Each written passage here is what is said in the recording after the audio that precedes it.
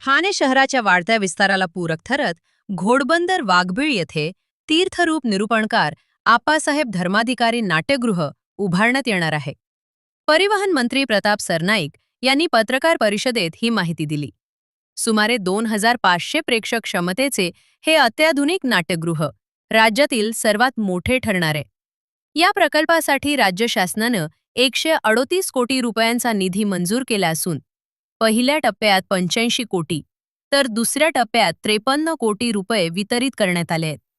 सुमारे 7300 चौरस मीटर क्षेत्रावर उभारल्या जाणाऱ्या या नाट्यगृहात मुख्य सभागृह व बाल्कनीसह प्रशस्त आसन व्यवस्था असेल।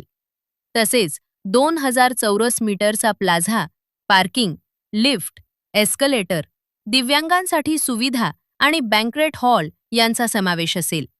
पुढील 3 वर्षात हा प्रकल्प पूर्ण होणार आहे। बघा, ठाणे पूर्वीपासूनचं साहित्यप्रेमी आणि नाट्यकर्मीचं शहर म्हणून ओळखलं जातं। उलट मी तर नेहमी म्हणेल की मुंबईनंतर ठाणे आणि पुण्यामध्ये नेहमीच सांस्कृतिक देवाणघेवाणीसाठी कोण पुढे याची चर्चा होत राहिलेली आहे आणि आम्ही प्रत्येक वेळेस दाखवून दिलंय की ठाणे कुठल्याही परिस्थितीमध्ये कमी नाही आहे। आम्ही नेहमीच दाखवत आलो ठाणे तेथे काय उणे आणि सगळ्या नाट्यप्रेमींसाठी ही एक पर्वणी ठरणार आहे। आणि शिवसेना आणि एकनाथ शिंदे साहेब फक्त घोषणा करून थांबत नाही, ती याची पूर्तता करतात। खरं तर आम्ही हे 3 महिन्यापासून सगळं आमचं चालू आहे, परंतु आम्ही लोकांपर्यंत आणलं नव्हतं। काल जेव्हा राज्यानं GR काढला 138 कोटी रुपयाचा आणि GR काढल्यानंतर ते आता कामाला जेव्हा सुरुवात होणार आहे तेव्हाच आम्ही याची अधिकृतरित्या घोषणा केली। आणि माझ्या मतदारसंघातला लोकप्रतिनिधी म्हणून सातत्याने घोडबंदर वासियांची जी मागणी होती मला अभिमान आहे की या घोडबंदर वासियांची मागणीची